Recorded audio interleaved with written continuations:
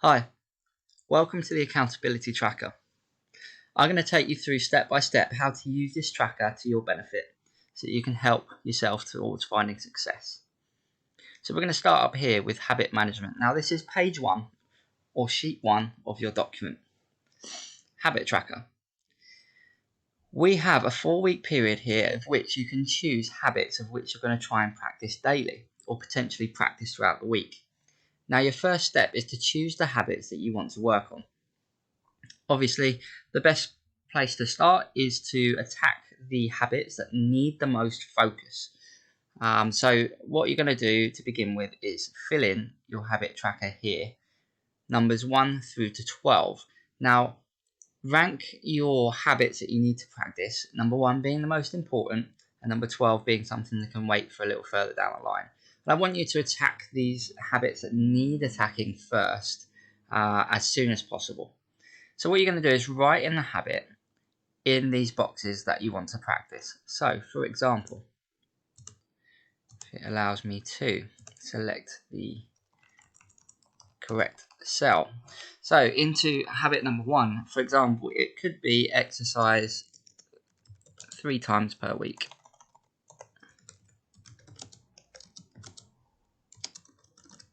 Okay, so that could be habit number 1. Then you're going to fill in habit 2 all the way through to number 12. So it could then be, for example, drink 2 litres water per day. It could be read 30 minutes a day. It could be screen time on your phone. So it could be screen time of less than, for example, 3 hours per day, etc, etc. You're going to fill all these habits out all the way to number 12. But what I want you to do ideally is we're going to practice a maximum of 3 each week. With each habit, for example, habit 1, we're going to place week 1, we're going to put the habits we're going to practice. We're going to practice habit 1, habit 2, and habit 3. Okay, so they're the habits we're going to practice in week 1.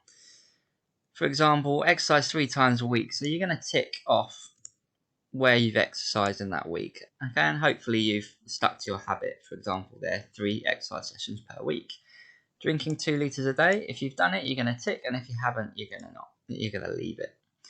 And if you've read 30 minutes a day, you're going to tick as well, for example. And what will happen is you're then going to place in the number that you have done underneath here. Okay, so that's 3, that's 4. And again, this is 4 here. Now, in order to move on with your habits, what I want you to do is practice and actually master this habit 3 to 4 weeks in a row, of which you're completing more than 5 out of 7 days. Of course, if your target is to exercise 3 times a week, if you're managing that 4 weeks in a row, then you're ready to move on to your next habit. Of course, if you've got week 1 and you've got habit 1, 2, and 3, it's going to be the same for week 2, same for week 3, same for week 4. Of course, when we make a new sheet for the following month, you then may be ready to rename them as week. It might be habit 2, it might be habit 4, and it might be habit number 5. Okay, so you may have new habits to practice. You may have mastered this one, or you may have mastered habit 1. Okay, so you may have mastered here, and you may have mastered habit 3, but not quite managed number 2. So 2 is going to stay in, and then you're just going to introduce 4 and whatever habit number 5 is going to be. So that is how to use your habit tracker. You're filling your totals here, and you can see how you're doing with your habits, because at the end of the day, to see long-term success and sustainable results, it's all about habits and building the right habits in place to help you see success. I will, of course, be able to help you with potentially suggesting some habits for you or working with you so that you can work your own habits out and what's actually going to be the most chance of you finding success and what habits you need to put in place. We're going to move over here to weight tracking. So now what I'd like you to do, if necessary, and if your goal is a body composition related goal, then you're going to utilize this section. If you have not got a body composition goal, then you do not have to worry about this because it's not relevant to your goal, to your target. So week 1, week 2, week 3, and week 4, we're just going to track your weight every single day. Now the reason we're going to do this is because it will allow you to calculate your average for the week. So I'm just going to put in some random weights approximately. I'm going to use myself as a bit of an example on what my kind of rough weight is and what it kind of fluctuates maybe between. Every day is going to be a completely different fluctuation. Okay, your body always goes through different scenarios, environments, and your weight is always changing depending on hydration and things like that. So I'm just going to put in a few random things here, and I'm going to put, there we go, let's go 72.9 and then 72.1. Lovely. And what that does, it will give you an average at the bottom once you've filled in all 7 days. And what we're looking to do is get an average for that week and compare it against the following week. Okay, I'm going to touch upon this a little bit later because I've got an example below that's completely filled out. But that is how you'd fill it in. I'd want you to fill in every single day your weight. Try to stick with the same time of which you weigh every single day. So whether that's 6 a.m. in the morning or 9 a.m. and try and get as many of those environmental factors to be the same. So if you haven't eaten before you weigh, don't eat before you weigh the next day. You want to keep everything as consistent as possible to get the best data you can from this to then allow you to understand, are you actually making progression? So that is your weight tracking. Next, we're going to move a little bit lower down the screen into choosing your own tracking metrics. Now, giving you the opportunity here to track your own metrics and things that might be relevant for you. So again, it could even be linked to your habits. Okay, so it could be linked to your habits that you've chosen through here, 1 through to 12. But for example, I've already put in a couple of examples you could track. So daily steps. So you may have a habit in here that would be, I'm going to achieve 10,000 daily steps, of which you can track in this section down here. I'm just going to scroll down the page slightly so you're going to see a little bit more of this document. Okay, don't worry about this habit management here. That's just going to come onto the example, which I'm going to show you shortly. But there's 3 metrics here that you could potentially track: daily steps, sleep time, and number of anxious moments. Now, you can choose anything you like for these metrics. I've just given a few different examples based around health, fitness, exercise, mindset, lifestyle. So you can choose whichever things you want to track and whatever you feel you need to track the most at this current stage of your life, your fitness journey. Okay, but usually daily steps is quite high up on most people's lists to try and get a bit more active. Sleep time is very, very important for recovery, for hormone balance, etc., etc. So sleep time is always a good one to track. And again, if you're someone who does find that you get anxious many times throughout the day, and you do have lots of challenges throughout each day, anxious moments is sometimes a good thing to track, and hopefully over time, when you start focusing on what you need to do, that will reduce. So I'm going to scroll all the way down now to go to the completed example of this first page. So we have, I've gone a little bit far. So we have all your habit management in here. So I've actually filled in the examples already, and I've filled out the entire week. Okay, and you can see from the beginning of the week, not necessarily so good with these habits. So habit 1, 6, then 7, then 6, then 7. So actually habit 1's pretty good. So managed to do that quite well. Habit 2, you've got 2, then 3, then 3, and then 3. So still not 100%, not great, but moving in the right direction because that's training 3 times from home, 3 workouts a week. Habit number 3 is 4 times a week, 3 times a week, 5 times a week, and 5 times a week. So that was getting better as well over time, but it's just choosing the right moment to change the habits for the following month and choosing the habits that you're going to use each week. Don't be too eager to move on from one habit to another before you've mastered it, because it's soon going to be a case if you move on too quickly that you potentially will have a relapse in that habit. Over here you can see the weight change. Now I'm going to tap into this a little bit further, because what you're going to find is that sometimes weight will throw you off on your goal. So for example, if I was to track the weekly reading of Mondays, you can see that the weight is going down from 64.9 to 64.5, 64.2 to 63.9. So your weight is going down. That's a good sign, right?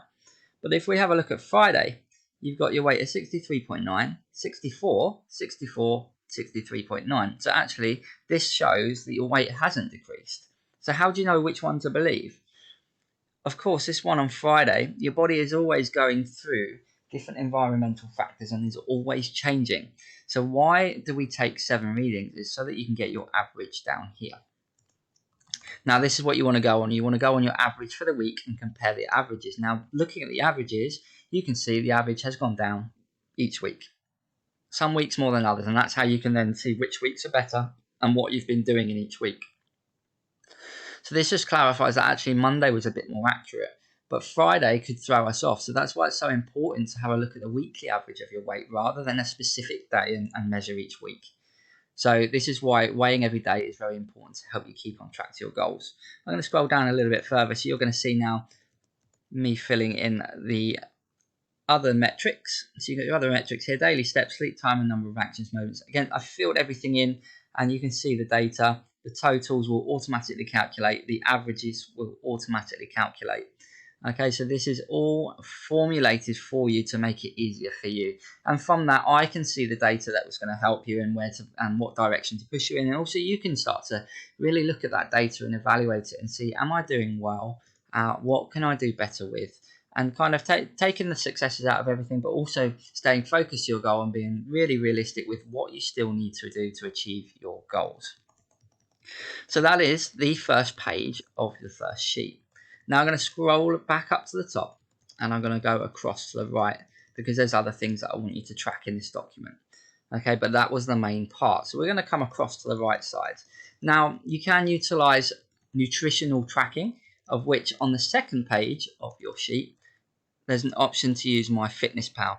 Now, if you were to click the link at the top of this page, it will give you a completely new demonstration, just like this, as to how to use MyFitnessPal. So when you get a chance, do click on that. So that is page 2. Now, page 3, I'm going to move across to the right again, is your nutritional intake tracking through a method known to me by Precision Nutrition, a really awesome company with a really, really good outlook on overall health. Now, with regards to this, you're going to use hand measurements. So I'm going to explain this one because this one's a little bit simpler. You'll see you've got your demonstrational images here on the left side. So do have a look at these. It shows you what measurements you're going to use for what food types. Okay? And you have proteins, fats, veggies, and carbs. And there's a certain measurement associated with them. And you just like with the others, you're going to track what you're doing every single day. Okay? And how many of those handfuls you're having of your, or how many palms of protein are you having, how many thumbs of fat are you having, etc., etc. It's all explained on this page. I'm not going to go into it too much, it's quite self-explanatory, but what I will do is scroll down and you can see all the examples. So you can see I have completely filled out an example for you.